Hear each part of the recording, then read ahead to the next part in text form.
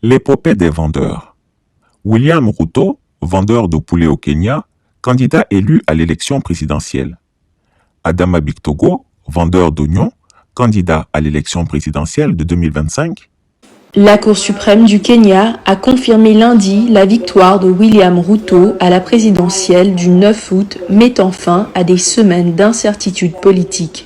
Cette décision marque la 5e défaite du challenger Raila Odinga à la présidentielle. Il avait allégué des cas de fraude lors du scrutin. This is a unanimous decision of the court and we make the following orders. Il s'agit d'une décision unanime du tribunal et nous rendons les ordonnances suivantes. La première, la pétition électorale présidentielle numéro E005 de 2022, telle que consolidée avec la pétition présidentielle numéro E001, 2, 3, 4, 7 et 8 de 2022 sont par la présente rejetées. En conséquence, nous déclarons l'élection du premier défendeur comme président élu valide en vertu de l'article 143 de la Constitution. Le tribunal a rejeté les 9 points au cœur de la contestation des résultats qui avaient donné la victoire à Ruto avec une marge de moins de 2 points de pourcentage. La juge Martha Koome a également ajouté que les irrégularités n'étaient pas d'une telle ampleur qu'elle aurait pu affecter les résultats définitifs de l'élection présidentielle. De sa résidence de Karen, dans la banlieue de la capitale Nairobi, le président élu William Ruto a donné ce lundi son premier discours après sa confirmation en tant que président du Kenya. I therefore extend a hand of brotherhood to all my competitors. Je tends une main fraternelle à tous mes concurrents et à tous leurs partisans. Nous ne sommes pas des ennemis, nous sommes des Kenyans. Unissons-nous pour faire du Kenya un pays que chacun sera fier d'appeler sa patrie. Les camps de Ruto et d'Odinga s'étaient engagés à accepter la décision du tribunal.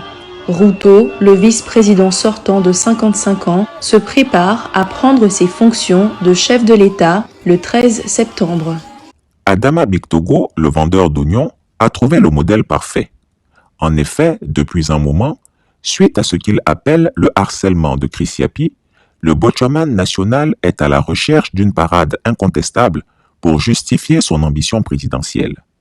S'il n'accuse pas des complicités internes au RHDP, en collusion avec Chris Yapi pour le descendre, il se dit que puisque le vin est tiré et qu'il risque de boire le calice jusqu'à l'ali, il faut y aller.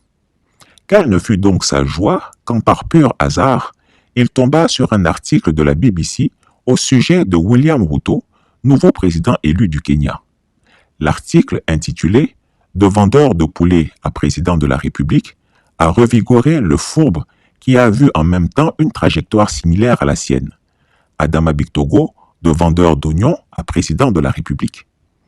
Depuis lors, cet article ne le quitte plus et il prend un plaisir à le montrer à tout va et explique à foison qu'il n'y a pas de sot métier, espérant ainsi se constituer un électorat. Malicieusement donc, il veut nous faire dire ce que Chris Yapi n'a pas écrit.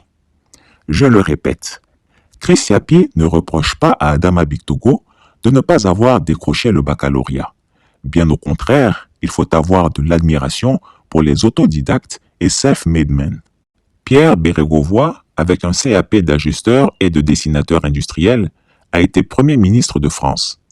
En Côte d'Ivoire, Ahmed Bakayoko a également été Premier ministre avec un seul baccalauréat comme dernier diplôme. Le manque de diplôme n'est donc pas ce que Chris Yapi dénonce.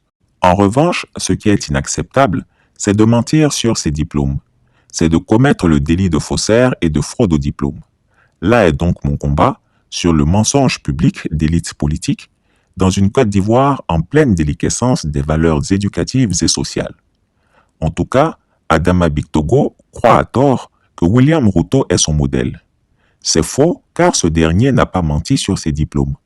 Plutôt humble, il a revendiqué son droit à la candidature, comme l'a fait Rachel Keke, cette femme de ménage qui est devenue députée en France. Eux n'ont pas fraudé et menti. L'honnêteté les a récompensés. Chris Yapi ne ment pas. Retrouvez Chris Yapi sur ses 2 chaînes YouTube, sa chaîne Dailymotion, Instagram et VK.